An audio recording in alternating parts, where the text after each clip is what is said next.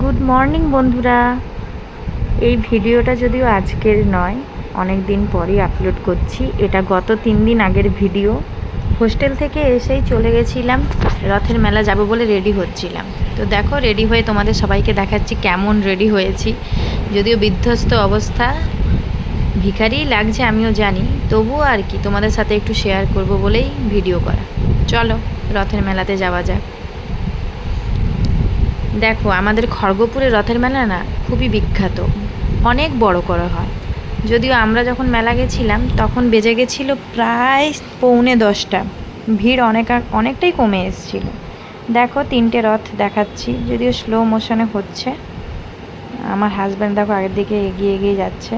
ওকে বলেছিলাম একটু সেজে গুজে রেডি হ না, তো ছেলেদের তো জানোই যেমন বেশ সেরকমভাবেই চলে যাবে।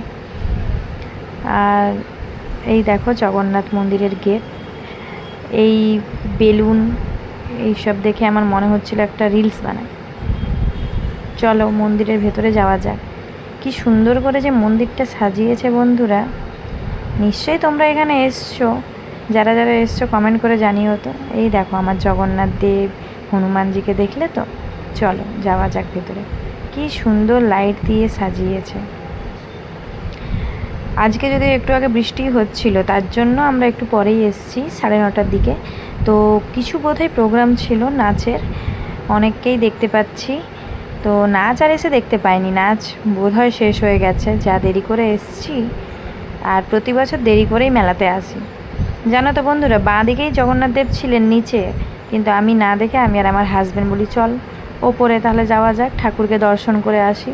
ওই জন্যই আমরা সিঁড়ি বেয়ে ওপরের দিকে যাচ্ছি। বৃষ্টি হয়েছে বলে ভেজা, যদিও ঠান্ডা হাওয়া দিচ্ছে, ভালোই লাগছিল। ওপরে গিয়ে দেখি কিন্তু দরজা বন্ধ। জানতামই না যে ঠাকুর নিচে আছেন, কোনো আইডিয়া ছিল না। তো এগিয়ে যাচ্ছি মন্দিরের দিকে। ভাবলাম যে গিয়েই আগে ঠাকুর প্রণাম করব। ভিডিও করতে করতে উঠছিলাম, গিয়ে আর ঠাকুর দর্শন প্রথমে হলো না। দেখলাম কি মন্দিরের দরজা বন্ধ। তারপরে কিন্তু ঠাকুরকে জানালাম যে আমি কি তাহলে তোমাকে দর্শন পাবো না। এসে কিন্তু নিচে দেখলাম যে দরজাও খুললো, এসে কিন্তু ঠাকুরের দর্শনও আমি পেলাম। নিচে এসে ঠাকুরের আরতি নিলাম, আরতি দেখলাম।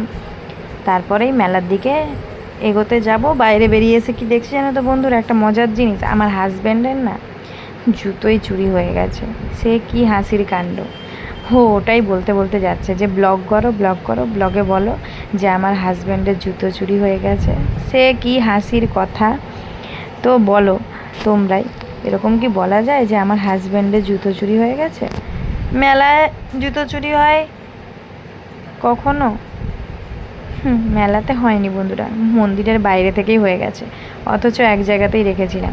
এই দেখো শনপাপড়ির দোকান, হ্যাঁ, আর এইদিকে আছে মাটির জিনিস, পাপোশের দোকান, জিলিপির দোকান। মেলাতে আসা মানে তো জিলিপি পাঁপড় ভাজা মাস্ট খেতেই হবে। তো আমি ভাবলাম ব্লগে সব কিছুই যদি ক্যাপচার করা যায় একটু একটু করে। 10টা বাজতে যাচ্ছে, তবু দেখো ভিড় কিন্তু ছিলই। তবে প্রতিদিন যা ভিড় হয় তার থেকে কিন্তু অনেকাংশেই কম ভিড়ই হয়েছে এইরকম। তো এই দেখো বেলুন দেখছি। এই আমার ফোনের আগের দিকে যারা যারা চলে এসেছে সবাইকেই একটু ক্যামেরাবন্দি করে নিচ্ছিলাম। আমার হাজব্যান্ড বলছিল চল একটা বেলুন নেবি তো নে, জিলিপি খাবি জিলিপি খাবি করছিল। তাই বললাম না জিলিপি এখন খাবো না, নিয়ে যাব যাওয়ার সময়। তো দাঁড়িয়ে যাও একটু ভিডিও করেই নিই এখানে। তো এই দেখো কাকে একটা দাদা বেশ জিলিপি দিয়ে দিচ্ছে। আর এইদিকে মেলা মানেই জানো তো প্রচুর ভিড়, কি নেই মেলাতে। বাঁশি থেকে শুরু করে লাইট, আচার, পাঁপড় ভাজা, খাওয়ার দোকান, হরেক মালের দোকান করতে করতে ভিতরে ঢুকে গেছিলাম। দেখো দেখো দেখো কি অবস্থা দেখো। গিয়েই আগে আচারের দোকানেও ভিডিও করতে লেগে গেছি।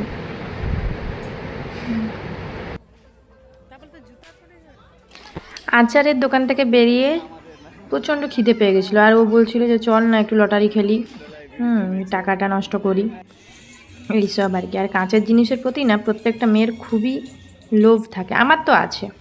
কিন্তু কিছুতে আমার বার বললো এখান থেকে নেওয়া যাবে না, বিয়েতে এত গিফট করেছে ওগুলোই সাজিয়ে উঠতে পারো নি, আবার এখান থেকে কেনার কোনো দরকার নেই। মেলায় এসছো, ঘোরো, খাও দাও, মজা করো, নাগরদোলা চড়ো, বেরিয়ে যাও।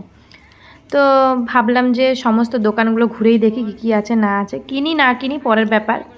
তবে আমার হাজব্যান্ড আমাকে অনেকগুলো ক্লিপ কিনে দিয়েছে, ক্লিপের ফটোগুলো আমি অবশ্যই দেব। কিছুই কিনতে দিচ্ছিল না জানো তো, আসলে এত ভিড় তো, তো মানে পার্স বের করে যে টাকাটা দেবো সেটার মতনও জায়গা ছিল না। এখানটা অনেকটা খালি লাগছে, কিন্তু কিছু কিছু জায়গা হয়তো এই দোকান থেকে জিনিস নিইনি। তো দেখো প্রচণ্ড পরিমাণ ভিড় ছিল। আবার অনেক সময় মনে হচ্ছিলো এই জায়গাটা খালি, চল এই জায়গাটা থেকে ঘুরে আসি। নাগরদোলাটা দেখো কি সুন্দর লাগছে না? ছোটোবেলায় ভাবতাম যে নাগরদোলা চাপবো বড় হলে, কিন্তু আমি কোনো দিনই নাগরদোলাতে চাপি না, কারণ আমার নাগরদোলাতে চাপলেই কেমন মানে বমি বমি ভাব হয়। তো তোমরা কে কে নাগরদোলায় চড়তে ভালোবাসো অবশ্যই কমেন্ট করে জানিও। এই পাশে দেখো ছোটোবেলায় যেটা আমাদের ফেভারিট, মেলায় গেলে ভেলপুরি খেতাম, তো বহু বছর বাদ ভেলপুরি দেখলাম, তো ভাবলাম ভেলপুরিটা খাই, খিদেও পাচ্ছে। আর খুব সুন্দর করে জানো তো ও ভেলপুরিটা বানাচ্ছিল ভাইটা। স্কুল লাইফে যখন প্রেম করতাম একটা ভেলপুরির দোকান বসতো, মাঝে মাঝে খেতাম, কিন্তু আজ বহু বছর পর, প্রায় মানে 12 বছর পর আবার মানে দুজনে একসাথে ভেলপুরি খাওয়া। মাঝখানে সত্যি অন্য কিছু আর খাওয়া হয়নি। ও বলছিল কুলফি মালাই খেতে, আমি বললাম না, বৃষ্টি হয়েছে, এই ওয়েদারে না খাওয়াই ভালো। আর ভেলপুরিটা এতটা পরিমাণ দিয়েছিল, পেট ভরে গেছিলো। টাটা বন্ধুরা।